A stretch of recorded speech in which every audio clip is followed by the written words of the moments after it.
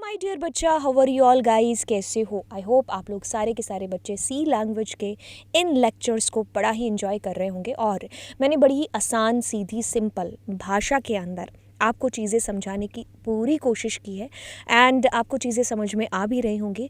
और आप दोस्तों के साथ में इन लेक्चर्स को ज़रूर शेयर करिएगा और बहुत अच्छे लगे तो आप ज़रूर चैनल को सब्सक्राइब करना, क्योंकि आगे आप ही प्रोग्रामर्स के से रिलेटेड कंटेंट है जो इस चैनल के ऊपर अपलोड होता रहेगा। और चलिए तो फिर स्टार्ट करते हैं। और वीडियो देखते देखते या फिर वीडियो के एंड में लाइक करके जाना, ठीक है? तो बाय बाय बच्चा, बाय बाय नहीं, स्टार्ट करते हैं। चलिए। हेलो माय डियर बच्चा, how are you all guys, कैसे हो? सब बच्चों को प्यार भरी नमस्कार। सो चैप्टर 2 को कंटिन्यू रखते हैं और यहीं पर इसी चैप्टर के अंदर हम लोग ऑपरेटर्स को करते हैं। लास्ट जो हमारा लेक्चर था उसके अंदर हमने इंस्ट्रक्शन कंट्रोल ये सारी चीज़ें हम लोगों ने की थी। अभी उसी चैप्टर के अंदर का ही पोर्शन है, दैट इज़ ऑपरेटर, जो कि पिछली क्लास ज़्यादा बड़ी होने की वजह से मैं इसको अलग से लेकर के आ गई। तो चलिए सेशन की शुरुआत करते हैं। और यह पहला जो ऑपरेटर हमारे पास में बेसिकली यूज़ हो रहा है वो है हमारा अरिथमेटिकल, जिसको हम अभी अभी कर चुके हैं, जिसमें plus minus multiplication modulus sign हमारे यूज़ हो रहे थे। फिर आपके पास में आएगा असाइनमेंट ऑपरेटर, फिर कंपैरिजन, फिर लॉजिकल ऑपरेटर, बिटवाइज और टर्नरी ऑपरेटर। टर्नरी को हम नेक्स्ट लेक्चर के अंदर देखेंगे, जहाँ पर मैं आपको कंडीशनल स्टेटमेंट्स ये सारी चीज़ें बता रही होंगी। बिटवाइज को हम लोग बाद में देखने वाले हैं। अब हम यहाँ पर देखने वाले हैं हमारा लॉजिकल, कंपैरिजन और असाइनमेंट ऑपरेटर। अरिथमेटिकल भी हम लास्ट लेक्चर में कर चुके हैं और ये भी बीच बीच में यूज़ होता रहेगा, जिसके अंदर हमने अभी अभी मॉड्यूलस किया, प्लस माइनस मल्टीप्लिकेशन, ये सारे जो भी होते हैं तो ये हमारे अरिथमेटिकल होते हैं। जैसे कि अगर अरिथमेटिकल के एग्जाम्पल आप यहाँ पर जानना चाहोगे तो देखिए, addition, subtraction, multiplication, division, modulus, तो ये सारे हमारे अरिथमेटिकल ऑपरेटर के अंदर आते हैं। तो यानी कि जितनी भी हम एक्सप्रेशन और ये सारी चीज़ें यूज़ करते हैं तो उनके अंदर ये यूज़ कॉमनली होते ही होते हैं, क्योंकि हमें कैलकुलेशन करनी है, कैलकुलेशन के अंदर कि भाई ये प्लस माइनस मल्टीप्लिकेशन ये यूज़ होगा ही होगा, है ना। चलिए अब आते हैं नेक्स्ट ऑपरेटर पर, जो कि असाइनमेंट ऑपरेटर है। अब इस ऑपरेटर को ध्यानपूर्वक सुनिए। असाइनमेंट ऑपरेटर ये हमारा ये वाला है, ठीक है। अब इसमें मैंने लिखा A5, तो आपको पता है कि 5 इधर ट्रांसफ़र हो रहा है, यानी कि असाइन हो रहा है।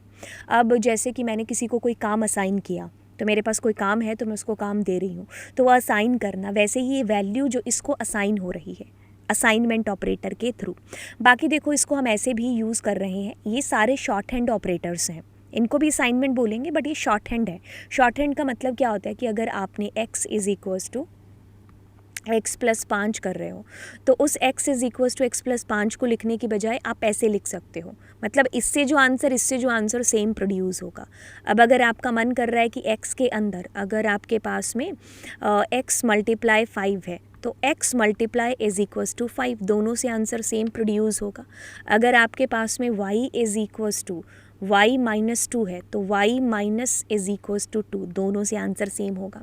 अगर आपने लिखा है y डिवाइड बाय 2, है ना, तो इसका ये मतलब हुआ कि अगर आप ऐसा भी लिखते तो भी यही आता, y डिवाइड बाय 2, ठीक है। तो मॉड्यूलस में भी यही होता, z is equals to z mod हमारा 5, तो z mod is equals to 5। तो इसको एक बार प्रैक्टिकली देख लेते हैं।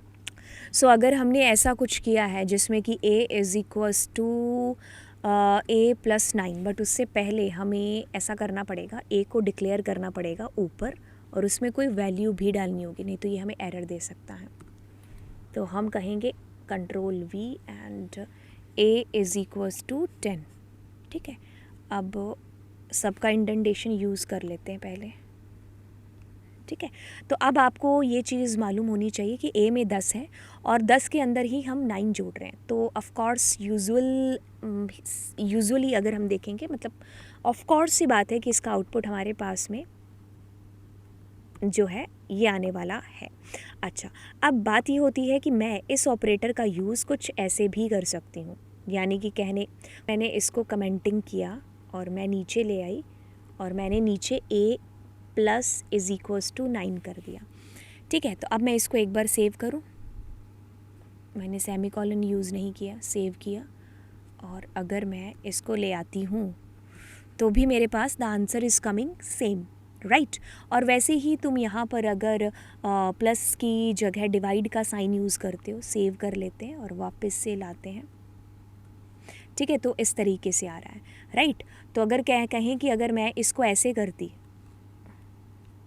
a डिवाइड बाय 9, सेव कर लेते हैं, तो भी हमारा आंसर सेम आ रहा है। ठीक है, अगर मैं इसको मल्टीप्लिकेशन करती हूँ, सेव करती हूँ, ठीक है, सो अगर मैंने इसकी जगह जो मेरा ऑपरेटर ऐसे यूज़ किया, is equals to, so save किया, तो आप ये चीज़ पाओगे कि answer is coming same, right. तो ये हमारे इस तरीके से काम करते हैं शॉर्ट हैंड ऑपरेटर्स। ओके, तो अब हम वापस चलते हैं। तो अब हम अगले ऑपरेटर को करते हैं जो कि हमारे पास में है कंपैरिजन ऑपरेटर। इन्हीं ऑपरेटर्स को हम लोग रिलेशनल ऑपरेटर के नाम से भी जानते हैं। तो देखिए, ये 6 तरीके के हमारे रिलेशनल ऑपरेटर होते हैं, और बाकी देखिए इसके अंदर इसको इक्वल्स टू बोलते हैं, नॉट इक्वल्स टू, हमारा greater than, is equals to, less than, is equals to. ठीक है, तो ये हमारे 6 तरीके के रिलेशनल ऑपरेटर हो गए। अब ये क्या बताते हैं, ये रिलेशन बताते हैं कि इसमें लेफ़्ट साइड में कोई वैल्यू रखी होगी, फिर राइट साइड में कोई वैल्यू रखी होगी। अब ये क्या करेंगे, उनके बीच में कंपैरिजन कर रहे होंगे कि भाई इधर की वैल्यू उधर के साथ में कंपेयर करो, कौन छोटी है कौन बड़ी है, अपने मतलब नाम के हिसाब से। कि जैसे अगर आप इसका यूज़ देखते हो इक्वल्स टू का, डबल इक्वल्स टू का, तो ये होता है इक्वालिटी को चेक करने के लिए कि इधर जो वैल्यू रखी, मान लो ए है इधर बी है, क्या वो दोनों बराबर हैं, क्या वो दोनों बराबर नहीं है। अब इधर ए इधर बी है, तो अब इसको अगर समझना है ना, तो ये नॉट इक्वल्स टू चेक करेगा। आप हमेशा ये याद रखना कि जो भी इससे आंसर आएगा ना, नॉट इक्वल्स टू से उसका उल्टा आंसर आएगा। ठीक है, मैं इसको प्रैक्टिकली बताती हूँ। वैसे अगर आपने ऐसे ए ग्रेटर देन बी लगाया तो ये कहेगा ए क्या बड़ा है बी से। अगर मैंने ऐसा लगाया तो कह रहा है कि ए क्या छोटा है बी से। अगर मैंने ऐसा कहा तो ये कह रहा है कि ए ना केवल बड़ा है बी से बल्कि बराबर है क्या, मतलब दोनों में से कोई भी एक चीज़, ऑफ कोर्स कोई भी एक नंबर है वो या तो बड़ा होगा और या तो वो छोटा होगा, तो वो दोनों में से कोई एक चीज़ चेक कर रहा होगा यहाँ पर। ठीक है, तो अगर आप कर रहे होंगे ए बी, तो कहता है कि ए छोटा है बी से, कोई बात नहीं, क्या वो बराबर है बी के, तो एक साथ एक पंथ दो काज। मैं वैसे प्रैक्टिकली बता देती हूँ, बट आपको ये चीज़ यहाँ पर मैंने यहाँ पर बतानी कि अगर वो बराबर है तो क्या आएगा और बराबर नहीं है तो क्या आएगा। ध्यान दीजिए, अगर ए और बी जो आपने इधर उधर लिखे हैं, तो अगर आप कहते हो कि ए के अंदर कोई वैल्यू है, जैसे कि मैंने यहाँ पर ए और बी की जगह कोई न्यूमेरिकल ले लिया, या फिर ए और बी में ही कोई नंबर वैल्यू दे दी, मैंने ऐसे किया, इधर भी 5 है इधर भी 5, अब 5 और 5 बराबर है, तो अब क्या आंसर आएगा। पाइथन जावा वाले फटाफट से बोलेंगे ट्रू आएगा, है ना। नहीं, यहाँ पर क्या होता है कि आपको जानकर थोड़ा अजीब तो लगेगा कि हमारी जो सी लैंग्वेज है ना, वो ट्रू फॉल्स पर बिलीव नहीं करती, यानी कि उसमें ट्रू फॉल्स नहीं होता है। अगर ट्रू आ रहा होता है आंसर तो हमारे पास 1 आएगा, और अगर फॉल्स आ रहा होगा तो हमारे पास 0 आएगा। तो 1 और 0 से वो डिनोट करती है ट्रू और फॉल्स को। ठीक है, तो ऐसे केस में ट्रू आएगा। अगर मैंने इधर 15 इधर 5 कर दिया तो ऑफकोर्स 0 आएगा। तो खैर, ये जो अभी सारी चीज़ें मैंने बताई हैं, इनको एक बार प्रैक्टिकली करके देख लेते हैं। अंदर मैंने क्या लिखा, %d। ठीक है, और यहाँ पर मैं क्या कर रही हूँ, /n दे देते हैं, और मैं क्या करती हूँ यहाँ पर मैंने कहा 5 5 के बराबर है कि नहीं, इसको सेमीकोलन के बाद में सेव करेंगे और रन करेंगे। ठीक है, तो GCC कॉल करेंगे। तो देखिए हमारे पास 1 आया, 1 का मतलब हाँ जी दोनों बराबर हैं। ठीक है, अब मैं इधर अगर 15 डालती हूँ और दोनों को सेव करती हूँ, फिर मैं इसको चलाती हूँ, तो कहता है नहीं दोनों बराबर नहीं है, तो यानी कि फॉल्स, यानी कि 0 मेरे पास में यहाँ पर आया। ठीक है, तो इसके अंदर हमारे पास में कोई ट्रू फॉल्स का रोल नहीं है। ट्रू फॉल्स को नोट करेगी कुछ इस तरीके से। आई होप ये चीज़ क्लियर हो गई होगी, समझ में आ गई होगी। अब इसके अंदर हम क्या करते हैं, चलिए नॉट इज़ इक्वल्स टू देख लेते हैं। सो नॉट इक्वल्स टू का मतलब यहाँ पर होता है कि भाई जो इक्वल्स टू से आंसर आएगा ना, उसका उल्टा आंसर प्रोड्यूस करेगा ये। ठीक है, जैसे कि अगर 15 5 के बराबर नहीं है ना, मैं अगर आपसे पूछूंगी तो आपको कि हाँ नहीं है, तो बस ये उस तरीके से आपको आंसर देगा। अगर आपको कभी कन्फ्यूज़न हो ना कि नॉट इक्वल्स टू से क्या आंसर आता है, अब अपने दिमाग से पूछ लो कि डबल इक्वल्स टू से क्या आएगा, क्योंकि 15 15 के बराबर नहीं है, तो ऐसे केस में आपको फॉल्स आएगा, यानी कि 0। बट वहीं पर अगर आपने नॉट लगाया होता तो आपको यहाँ पर ट्रू यानी कि 1 आंसर आएगा। ठीक है, तो अब इसको दोबारा अगर मैं रन करके दिखाऊँ तो हमारे पास 1 आ रहा है। ठीक ठीक है। तो यहाँ पर कुछ भी वैल्यू होगी, मतलब लेफ़्ट और राइट की वैल्यूज़ को आपस में कंपेयर करना है इसका काम, इस दोनों ऑपरेटर का। वैसे अभी जितने भी हमारे 6 के 6 ऑपरेटर यूज़ हो रहे हैं सबका काम यही है। डबल इक्वल्स टू का काम था कि इक्वालिटी दोनों बराबर हैं, इसका काम क्या है कि दोनों बराबर नहीं है ये चेक करना। अब आप यहाँ पर ग्रेटर देन का यूज़ कर लेते हो। तो ग्रेटर देन क्या करता है मेरे बच्चे, ध्यान से सुनिए, कहता है कि 15 5 से बड़ा है। अगर मैं आपसे ये सवाल पूछूं तो आप कहोगे हाँ, तो हाँ का मतलब क्या होगा, आप एक कह रहे होंगे, ठीक है, क्योंकि हम सी के अंदर ट्रू को एक से डिनोट करते हैं या हाँ को एक से डिनोट करते हैं। तो वहीं पर अगर मैं पूछ रही हूँ कि मेरे पास में अगर मैं यहाँ पर 50 लेके आ जाती हूँ, तो मैं अगर इसको चेक करती हूँ तो ये कहेगा ऑफ कोर्स, एक सेकेंड, 0 है ना। अगर मैं यहाँ पर भी 15 ले आती हूँ तो भी मेरे पास में क्या चीज़ होगी, एक सेकेंड, सेव किया, तो भी देखो मेरे को ये फॉल्स ही आंसर करने वाला है, यानी कि इस केस में भी 0 ही आंसर आएगा। लेकिन अगर मुझे एक साथ दो चीज़ें चेक करनी हो कि भाई साहब वो बड़ा ना हो लेकिन वो बराबर हो उसके, तो मैं एक साथ ये दोनों चीज़ें चेक करवा सकती हूँ, मतलब दोनों में से कोई भी एक होगा तो आंसर विल बी 1 हमारे पास में, जैसे कि अभी आया। तो 15 बेशक 15 से बड़ा नहीं है बट वो बराबर तो है। वैसे ही आप यहाँ पर लेस देन देख सकते हो। अब 15 15 से छोटा नहीं है तो ऑफ कोर्स आपको 0 आंसर यहाँ पर आने वाला है। अगर मैंने यहाँ पर ऐसा कुछ कर दिया, सेव, 15 1 से छोटा है, ये भी नहीं है, 15 1 से हमारे पास छोटा नहीं है। अब मैंने अगर यहाँ 100 कर दिया तो जी हाँ बिल्कुल 15 100 से जो है हमारे पास में, एक सेकेंड, 15 100 से हमारे पास छोटा है, ठीक है, यस। अब इसके अंदर मैंने अगर इधर भी 100 डाल दिया तो ऑफ कोर्स आप कहोगे मैम इस केस में फॉल्स ही आएगा, ठीक है। लेकिन अगर मैंने less than is equals to डाल दिया तो मेरे पास में अब इस केस में ट्रू आ रहा होगा। सेव कर देते हैं। क्यों आ रहा होगा ट्रू मेरे पास में, अगर आप देखोगे, क्योंकि वो बेशक छोटा नहीं है बट बराबर तो है ना वो, तो यही चीज़ आपको चेक करनी है, ठीक है। तो ये हमारे कौन से ऑपरेटर हो गए, ये हमारे हो गए रिलेशनल ऑपरेटर, यानी कि जो दोनों के बीच में रिलेशन क्रिएट करके दे रहे हैं। सो आपको कंपैरिजन कर रहे हैं, इस तरफ का जो डेटा है वो इस तरफ कंपेयर करके आपको उस बेसिस पर जजमेंट करके आपको आंसर दे रहे हैं कि कौन सा ट्रू है कौन सा फॉल्स है। आई होप ये चीज़ आपको क्लियर हो गई होगी। अब हम आते हैं जी लॉजिकल ऑपरेटर्स पर, करते हैं यहाँ पर जी हमारा लॉजिकल ऑपरेटर। तो लॉजिकल ऑपरेटर बेसिकली क्या करेगा, जब हमें एक से ज़्यादा कंडीशंस को चेक करना होता है, जैसे कि मैं ऐसा चेक करना चाहती हूँ कि 7 बड़ा है 9 से, ये तो हमें पता है नहीं है, साथ ही साथ मैं ये भी चेक करना चाहती हूँ कि कहीं 1 2 से छोटा तो नहीं है, या फिर मैं साथ ही साथ ये भी चेक करना चाहती हूँ कि 8 5 से बड़ा है कि नहीं है। मतलब एक साथ मैं काफ़ी सारी कंडीशंस को चेक कर रही हूँ, तो यानी उनके लिए हम ये यूज़ करते हैं हमारे लॉजिकल ऑपरेटर। अगर रियल लाइफ एग्जांपल्स की बात करें तो हम ये जानना चाहते हैं कि भाई मेरे को उन बच्चों के मार्क्स हैं जो शो हों जो 70 से ज़्यादा हैं और 90 से कम है, यानी कि इन दोनों के बीच का डेटा मुझे चाहिए, ठीक है, 70 से ज़्यादा 90 से कम। तो ऐसे केसेस में हम ऑपरेटर्स यूज़ करते हैं और लॉजिकल ऑपरेटर के साथ में हम उसको डिनोट है जो करेंगे, राइट। ये चीज़ समझ में आ गई कि हमें एक से ज़्यादा कंडीशंस, जो अभी हम रिलेशन ऑपरेटर में कंडीशन चेक कर रहे थे ना, तो वो कंडीशंस अगर मुझे एक से ज़्यादा चेक करनी है, फॉर दैट केस हम लोग यहाँ पर ऑपरेटर्स के अंदर लॉजिकल ऑपरेटर्स के थ्रू उनको लिख रहे होंगे। तो अब अगर इनके एग्जाम्पल्स देखते हैं कि जैसे मैं यहाँ पर मार्क्स वाक्स ही ले लेती हूँ, तो सबसे पहले एंड को पकड़ते हैं। तो एंड के केस में क्या हो रहा है कि जैसे मैंने यहाँ पर ऐसा एग्जाम्पल ले लिया कि 7 बड़ा है 2 से और मैंने देखा कि 7 छोटा है 9 से। अब बीच में मैंने दिख लिया एंड यहाँ पर। अब ऐसा होता है कि इसका आंसर देखो पहले क्या आएगा, इसका आंसर आएगा 1 यानी कि ट्रू।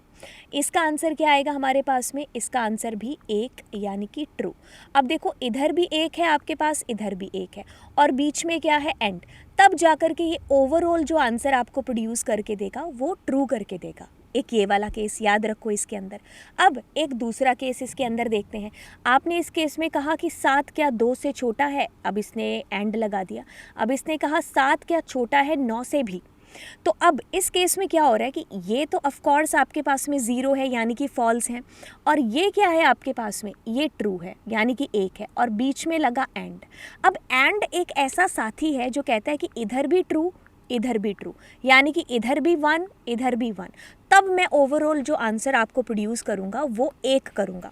अब ऐसे केस में क्या हो रहा है, इधर 0 है इधर 1 है, तो ओवरऑल आंसर आपका फॉल्स ही आएगा, यानी कि 0 ही आएगा। ठीक है, अब ऐसा करके देख लेते हैं कि इधर आपने कहा 7 बड़ा है 2 से, तो अब आप कहोगे कि हाँ ये सही है, बीच में एंड लगाया। अब आप कहते हो कि 7 क्या वो बड़ा है 9 से, आप कहोगे नहीं जी नहीं, फॉल्स। अब बीच में अगर आप एंड लगाओगे तो ओवरऑल आंसर आपका 0 ही आएगा। अगर आप कहते हो कि 7 जो हमारा छोटा है 2 से एंड 7 हमारा बड़ा है 9 से, तो यानी कि इधर भी फॉल्स इधर भी फॉल्स, तो ओवरऑल आंसर तो आना ही फॉल्स है। तो यानी कि जब हमें इधर से भी ट्रू इधर से भी ट्रू और फिर हमें ट्रू चाहिए, तो हम उसको एंड से डिनोट कर रहे होंगे।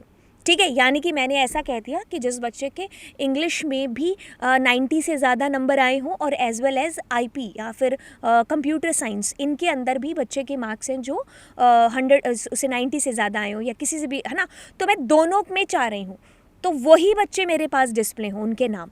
तो ऐसे केसेस में हम यहाँ पर लॉजिकल एंड का यूज़ करेंगे। ठीक है, अब इसको एक बार प्रैक्टिकली देख लेते हैं। मैं अभी देखो मैंने क्या किया, यहाँ पर वो पहले वाली कंडीशन पढ़ी है कि 100 is less than is equals to 100। तो ऑफकोर्स 100 हमारा छोटा तो नहीं है बट बराबर है, तो आपका क्या आंसर आएगा, ऑफकोर्स मैम 1 आएगा। अब मैं बीच में एंड लगाती हूँ और मैं यहाँ पर कहती हूँ कि क्या 7 बराबर है 7 के। ठीक है, तो मैंने ऐसा बीच में लगा दिया। अब मैं बीच में लगा रही हूँ एंड। आपको याद रखना है कि सी के अंदर हम इसका यूज़ करेंगे, ये जो हमारे पास में एंड है ना, हम इसका यूज़ करेंगे, AND नहीं लिखेंगे। ठीक है, अब इसके अंदर देखो मैंने लिखा ये और मैंने अभी किया तो हमारे पास 1 आ रहा है। अगर आप वो पाइथन वगैरह करके आए होंगे तो आपका हाथ है जो एंड के ऊपर ही चलेगा, है ना। सो अगर आप इसको रन करेंगे तो हमारे राइट तो हमारे पास में यहाँ पर एरर दे दी। ठीक है, तो हम इसमें एंड वाला ये वाला साइन ही यूज़ करेंगे। ठीक है, तो पाइथन वाले बच्चे थोड़ा सा याद रखना इस चीज़ को, नहीं तो आप भूल जाओगे। ठीक है, अब AXC। ठीक है, तो हमारे पास अब आंसर आ रहा होगा। ये मैंने अच्छा कोई SI नाम की फ़ाइल होगी वो मैंने रन कर ली। ठीक है, अब इसमें आंसर देना ही पड़ेगा। इसमें अच्छा हम लोगों ने प्रोग्राम बनाया था ना, वही वाला है। ओहो, मैं दोबारा CC को रन क्यों कर रही हूँ, F1 करना चाहिए ना। अब ठीक है। ठीक है, तो अब देखिए मैंने क्या किया, अब यहाँ पर मैंने कहा कि 100 क्या बड़ा है, तो ऑफ कोर्स मेरे पास में इधर से क्या है 100 बड़ा नहीं है और उधर से क्या है, हाँ 7 के बराबर है। तो एक ट्रू है एक फॉल्स है, तो पहले वाला फॉल्स हो गया ना, अब वो दूसरे वाला चेक करने की ज़रूरत ही नहीं है क्योंकि आपका answer will be overall false ही आएगा। ठीक है, 0 आएगा मतलब जहाँ पर मैं फॉल्स बोलूँ। तो अब आपने कह दिया कि 7 100 के बराबर है और इधर आपने कह दिया कि 7 क्या बड़ा है, तो आपने सेव किया इसको। ठीक है, आपने इक्वल्स टू हटाना चाहिए क्योंकि पहले वाला ट्रू यानी कि 1, दूसरे वाला फॉल्स यानी कि 0। तो अब अगर आप इसको रन करेंगे तो ये आपको फॉल्स बताएगा। ठीक है, अब अगर इसको भी आप फॉल्स कर ही देते हो तो ये वाले को भी आपने फॉल्स कर ही दिया। ठीक है, तब तो आपका आना ही फॉल्स है, उसमें कोई दो राय नहीं। राइट, तो ये हमारा हुआ लॉजिकल एंड ऑपरेटर। सो इसके अंदर हमारे पास में एक टेबल भी बनती है। टेबल में कहने का मतलब है कि यहाँ पर हमारी एक्सप्रेशन 1 है, यहाँ पर एक्सप्रेशन 2 है और यहाँ पर हमारे पास में आउटपुट है। तो इसको हमने कुछ भी S1 S2 मान लिया। तो अगर हम इधर कहते हैं कि हमारा आंसर 0 आ रहा है, इधर 1 आ रहा है तो भी 0, अगर इधर 1 इधर 0 तो भी 0, इधर भी 0 इधर भी 0 तो भी 0, अगर इधर ट्रू है इधर भी ट्रू है तब आपका आंसर ट्रू आएगा। ये केस होगा एंड वाला। ठीक है, अब हम दूसरी चीज़ करते हैं, कौन सा, हमारा और ऑपरेटर। और हमारा लॉजिकल ऑपरेटर है, ये सिर्फ और सिर्फ आपको एक कंडीशन में फॉल्स देता है। जी पूछो कौन सी। ये कहेगा कि अगर आपने यहाँ पर कुछ ऐसा लिखा है, आपने कहा 7 बड़ा है 2 से, ठीक है, अब बीच में आपने लगाया और आपने कहा 8 क्या बड़ा है 10 से, तो ये क्या आ रहा है आपका 1, ये भी क्या आ रहा है, नहीं, ये आपका फॉल्स आ रहा है। ठीक है, यानी कि 0 आ रहा है और बीच में आपने और लगाया, तो ऐसे केस में भी ये आपको ट्रू ही आंसर प्रोड्यूस करेगा। अच्छा ठीक है, अब आपने कहा 7 क्या बड़ा है और आपने कहा कि 8 भी क्या वो बड़ा है 2 से। ठीक है, तो ये क्या है आपके पास में, जी हाँ ट्रू, ये क्या है, ये भी ट्रू। तो ऐसे केस में तो आना ही ट्रू ही था क्योंकि आपने और लगाया हो या एंड लगाया हो, ठीक है। अब इसके अंदर एक केस आएगा कि अगर आपने कहा 7 क्या वो बड़ा है किससे, 9 से, अब बीच में और लगा रहे हो। अब मैं कहती हूँ कि 8 बड़ा है 2 से और बीच में आपने और लगाया है, तो यहाँ से क्या आ रहा होगा, आपको फॉल्स आ रहा होगा। यहाँ से क्या हो रहा होगा, आपको 1 आ रहा होगा।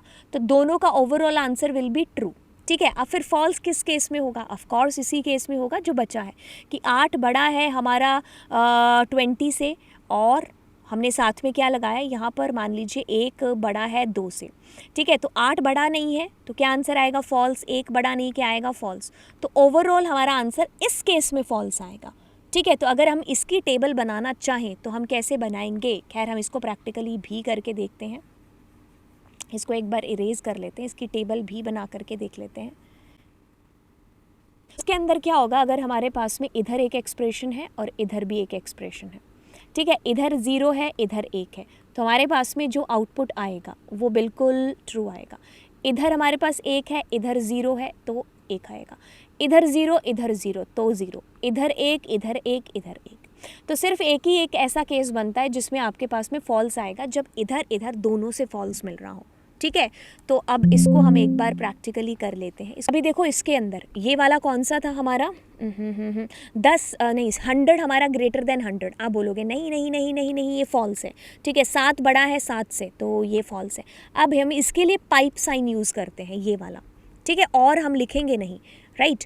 अब हम यहाँ पर कॉल करेंगे GCC और हमारा A, तो ऑफ कोर्स इस केस में फॉल्स ही आना है। लेकिन अगर मैंने यहाँ पर ऐसा कुछ कर दिया, मैंने कहा 9 से बड़ा है, ठीक है, अब मैं इसको रन करती हूँ, ठीक है, तो हमारा येस ट्रू है, क्योंकि ये ट्रू है बट ये फॉल्स है, ठीक है। अब हम इसको फॉल्स करते हैं, छोटा बनाते हैं, और 7 क्या हमारा बड़ा है किससे, 2 से, ठीक है। अब पहले वाला हमारा फॉल्स है बट दूसरे वाला हमारा ट्रू है, तो अगर हम इसको रन करेंगे तो ट्रू ही बताएगा।